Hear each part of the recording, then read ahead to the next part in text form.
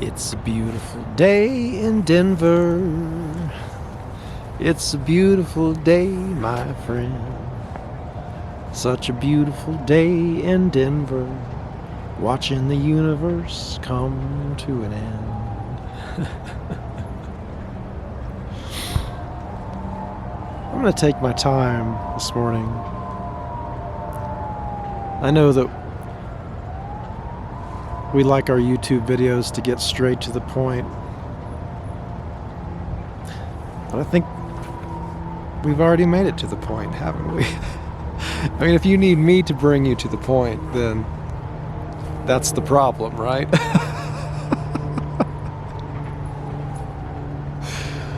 Oh, we're searching, going through videos, listening to music, searching for that thing, that next thing that's going to make us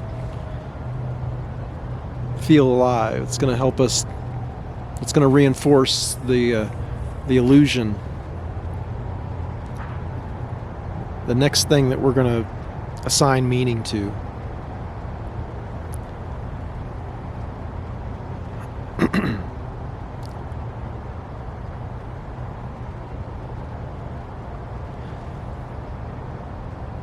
I'm discovering that there is a great freedom as I understand the meaninglessness of everything that I can see. And yes, sometimes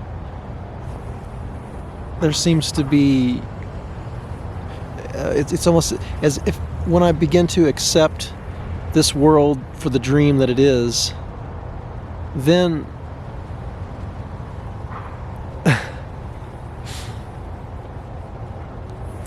I begin to experience love. And love has meaning. Love is the only meaning. How do we find love? Through the active practice of forgiving. What is it that we forgive? Basically, the meaninglessness of this whole experience.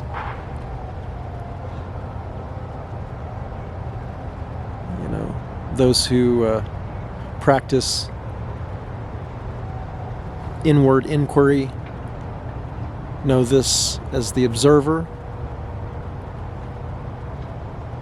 the isness, the suchness, the I am, that which watches all of this seeming reality pass before it. That which watches the ego, right?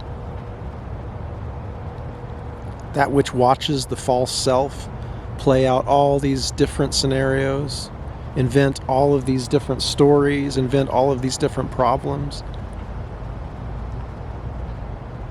Can we watch that just kind of melt away? I just want you to be happy. And that's kind of how I know I'm on the right track. That's really the only guidepost. If I'm angry at you, if I need you to believe something that I'm saying, if I'm trying to convince you of something, if I'm not going to be happy until you think I'm right, then I've got a problem, don't I? But I don't have a problem today, because the one problem has been solved. I understand that the one problem is the illusion of separate self. And that allows me today to release all of this.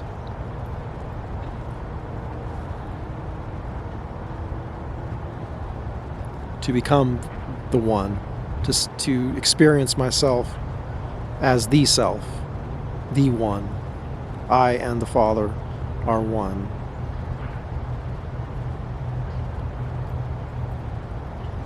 I and the Mother are one. I and the One are one. Language doesn't go with us on that journey anyway. It's superfluous, right? I love that word. It's just fun to say. Superfluous.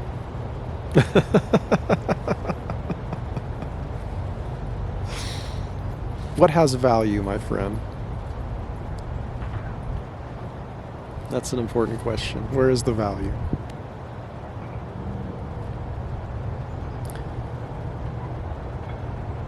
You know, I used to play this game called Ark Survival Evolved. A virtual reality. A first-person crafting game in which you level up, gain skills. Beautiful world. Just a beautiful world. I loved it there. I loved to be in the Ark. Exploring, building, making friends online, collaborating. The funny thing about the virtual worlds that we create is the grind is built right into them, right? It's like once we've lived in our virtual world for quite some time, we begin to feel things like, you know, what I really want to do with my virtual life is this, but I can't accomplish that until I do this and I do this. I got to go grind for a while. I got to go do the work so that I can realize my goals in this virtual world. And then you're hooked, right? What an experience. I'm so glad I did that. I'm so glad I did that, to discover that, you know, to see that, to feel that. It's incredible how we can assign meaning, how I could assign meaning and value to virtual items that I was searching for. My consciousness, my ego, myself could become totally hooked in that whole experience, and I loved it, and I knew what was happening, and I just allowed it, and I came to a place where I could acknowledge that I enjoyed the virtual world much more than the real world. It's kind of this concept of how do we know that we're not dreaming now? Because when we're dreaming, we feel that the dream is real, right? Virtual world is just a voluntary dream, and we assign meaning to it. And from what I understand, that's kind of how this world is, right? There's this holographic experience.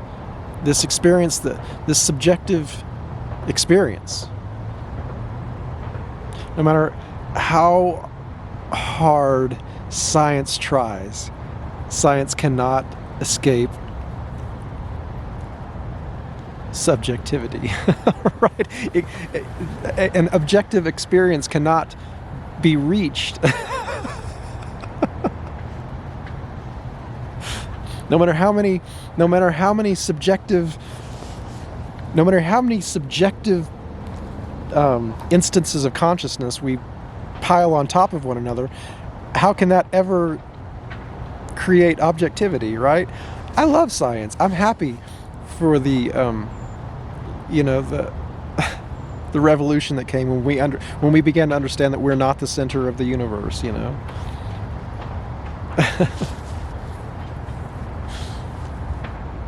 It's good.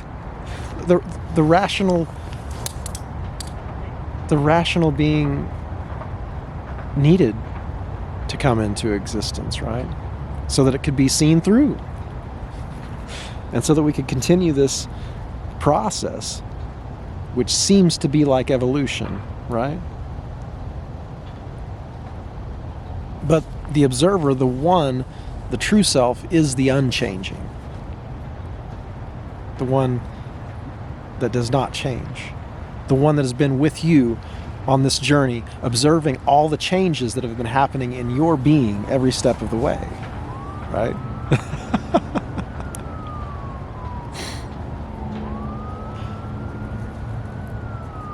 This is also a virtual reality. And we are each a universe in and of ourselves. It's just words, right? None of it has to be just right, because the words are just symbols. They're not making the journey. Every religion, every thought structure is just kind of like a metaphysical assent. And the only reason it might be important that our metaphysics are correct is because they cause us to, they determine how we interact with the world, right? So if I discover that I'm a more forgiving person, if I understand this world to be an illusion, then that's the truth, because the truth is setting me free. Because I see love being made manifest to me, because I want you to be happy, and my life becomes devoted to the awakening of all of us. So it works, right? It just simply works, you know.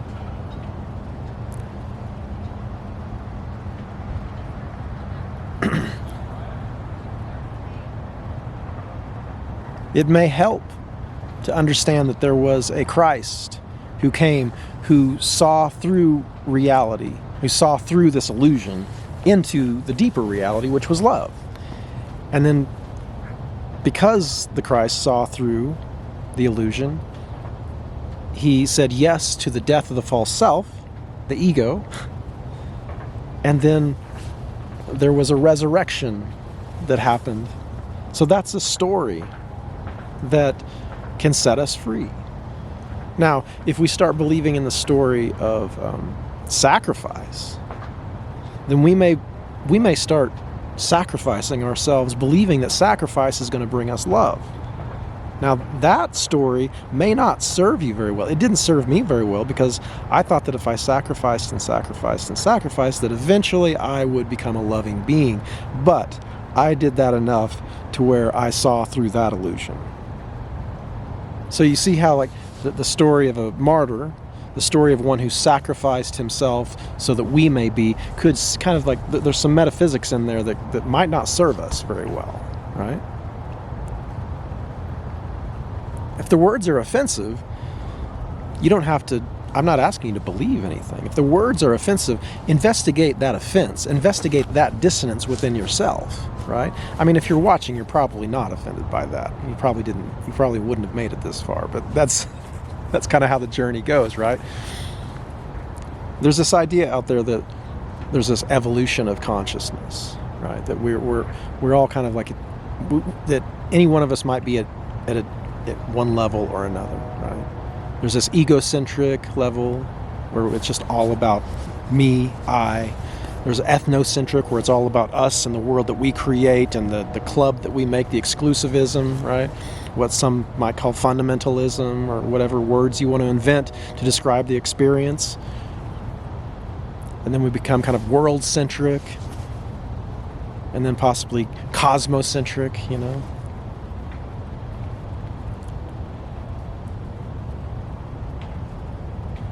Forgiveness seems to be the practice, because unless we're releasing, until we're releasing our resentments and our anger, our disgust for the other, then we really can't truly see. If we believe that we're becoming elevated, like we're elevating ourselves in consciousness, and we're looking down on the world, and we're not really in a place where we want everybody else to be happy, where we've released, then we're not, I mean, that's just kind of some kind of ego trick, right? Like, oh, I'm so intelligent, and I'm so in tune, and look at these others, and they disgust me. That's like, if I'm not able to truly love this world and everyone and everything in it, then I've kind of missed the point.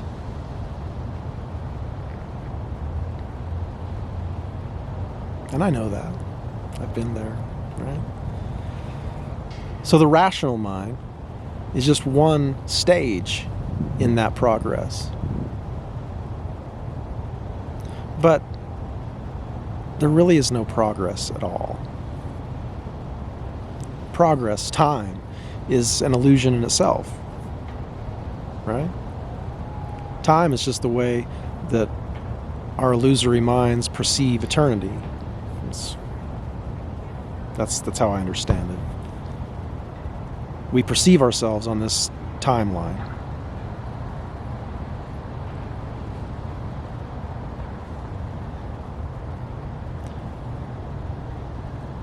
But change is just really part of the illusion. Still, these are just words, right? I'm not creating a new religion here. I'm just taking all the stuff that I've heard here and there that has kind of found some place in me, and I'm just here. Here I am. This is where this life has taken me, to a place where I understand myself as the one, and I understand that you are the one, that there is no separation between us. And so that's all that's happening right now. It's just that one consciousness doing the only thing that really seems to make any sense in this world, which is just contributing to the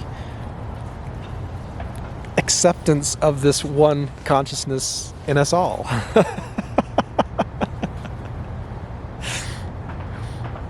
I mean, as far as things to do in this world, that's really all that's all I see value in at this point. I'm a musician. I can play guitar. I mean, I can do these things, you know. I was a physical therapist assistant for 8 years. I worked in healing. I loved it. I don't know why I left, really, except for just at one point I heard I did it and did it and did it. And yes, I'm a healer, but I didn't feel that somehow it didn't make sense for me, for this expression of consciousness, to try to be a healer 8 hours a day, 5 days a week. It's not to say that people who can do that are less evolved than I am, because evolution is just part of the illusion. This is just where I find myself and how I find myself, right? There's no judgment. I'm not calling this thing good and this thing bad. I'm saying we're all in this illusion. And we're all just waking up. And in fact, from the eternal perspective, it's already done. So there's no rush, and there really are no problems.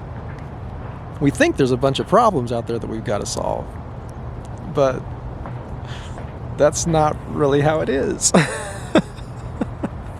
Because the one problem is that we think we're alone. We think we're separate, and that's what's causing all these other problems, right?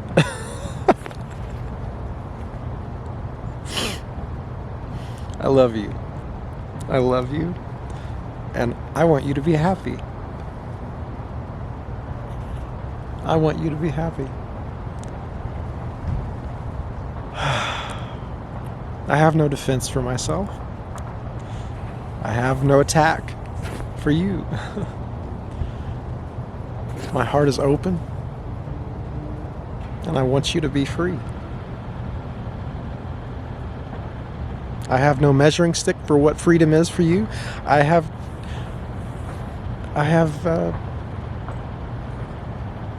make no demands of you. I love you. I love you. I love you. The same today as I always have. There's nothing to add to that love. There's nothing I need you to do for me. I'm just going to keep loving you. I'm going to keep loving you, because that's what I do. That's all there is for me.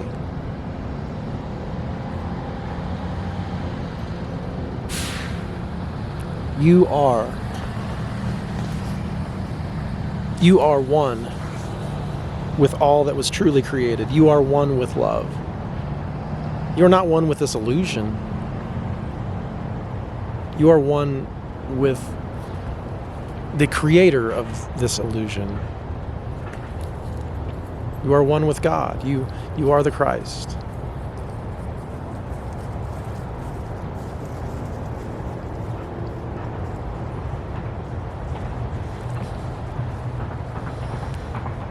There's no problem.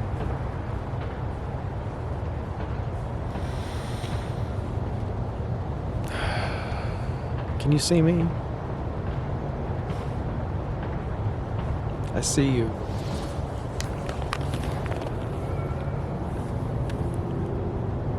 I love you. You are light. You are love. You are forgiveness. I wish you well today.